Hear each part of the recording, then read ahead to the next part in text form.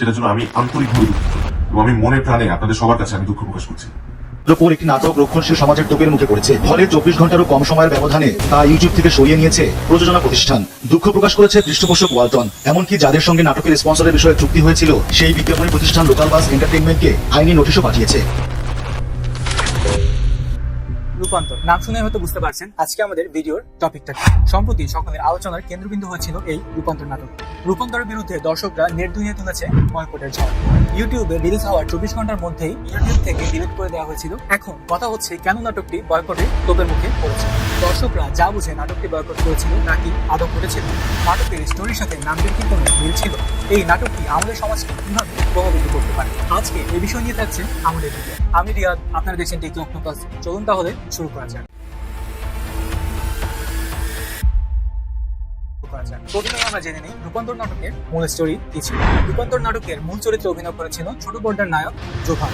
নাটকে দেখানো হয় ছোট থাকতেই নায়ক একটি ট্রেন দুর্ঘটনায় তার মা বাবাকে হারায়, কিন্তু সৌভাগ্যবশত নায়ক সেই দুর্ঘটনা থেকে বেঁচে যায়। বড় হয় এক শিশু সন্তান। নায়ক জানে না সে আসলে কে, সে কি মুসলিম নাকি হিন্দু, কি তার পরিচয়। তবে বড় হতে হতে নায়ক নিজের মধ্যে মেইলি ব্যাপার খেয়াল করা শুরু করে। তাই সে নিজেকে সমাজ থেকে গুটিয়ে নিয়ে চিত্রশিল্পে মনোযোগ দেওয়া শুরু করে দেয়। নাটকে তাকে বিভিন্ন সময় বিভিন্ন মানুষের পোর্ট্রেট আঁকতে দেখা গিয়েছে। ঘটনাক্রমে তিনি নাটকের আরেকটি চরিত্র রিমঝিমের পোর্ট্রেট আঁকেন। রিমঝিমের তার একটা পোর্ট্রেট খুবই ভালো লাগে, আর সেই শিল্পীর সাথে তার দেখা করার খুব ইচ্ছা জাগে। এক পর্যায়ে তিনি শিল্পী নায়ককে খুঁজে বের করতে সক্ষম হন এবং তার সাথে দেখা করেন। নায়কের নারী শুধু বেশভূষা দেখে রিমঝিম কিছুটা অবাক হয়ে যায়। তবে নায়িকার কাছে নায়কের বেশভূষায় কিছুটা অবাক লাগলেও পরবর্তীতে নায়িকা কিন্তু নায়কের প্রেমে পড়ে যায়। তারা পারিবারিকভাবে নায়কের কাছে বিয়ের প্রস্তাব করে, কিন্তু নায়ক সরাসরি তাকে না করে দেয়। তবে রিমঝিম জানিয়ে দেয় সে যদি বিয়ে করে তাহলে নায়ক কি করবে। শেষে এক চিকিৎসকের মাধ্যমে জানানো হয় নায়ক একটি হরমোনজনিত সমস্যায় আক্রান্ত।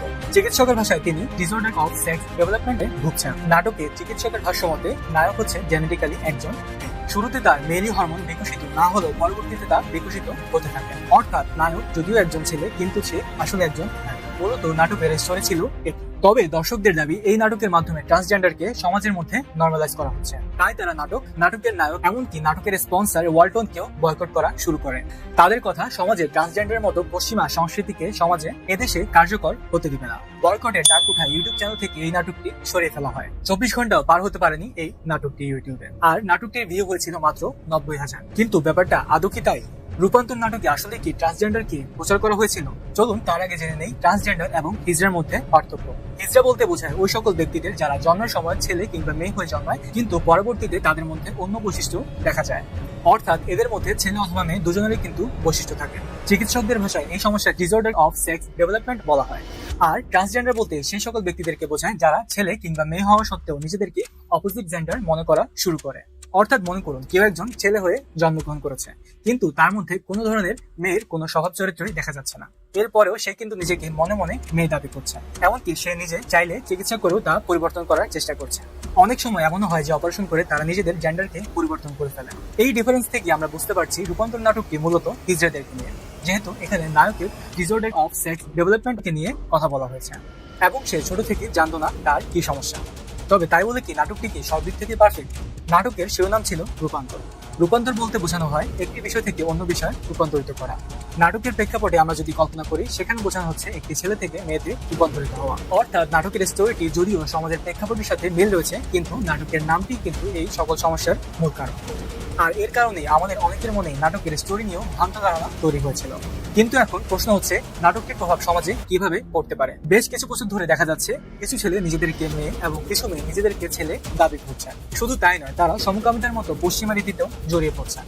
এই নাটকের বিষয়বস্তু না বুঝে অনেকে তাদের জেন্ডার চেঞ্জ করে ফেলার মতো কাজে লিপ্ত হয়ে যেতেই পারে। আসলে নাটকটি কি আমাদের সমাজে কোনো উপকার বয়ে আনতে পারে? নাটকটি আসলে কোন উদ্দেশ্যে বানানো হয়েছিল? আদৌ কি এর পেছনে কোনো ভালো উদ্দেশ্য ছিল, নাকি বর্তমানে ট্রান্সজেন্ডার এই বিষয়টি আমাদের সমসাময়িকভাবে সবার আলোচনায় থাকার কারণে এই নাটকটি বানানো হয়েছিল, নাকি ট্রান্সজেন্ডার ইস্যুটিকে প্ররোচনা দেওয়াই নির্মাতাদের মূল উদ্দেশ্য ছিল? আর সমাজ এই ব্যাপারটিকে কিভাবে নিয়েছে তা আজ আমাদের সামনে।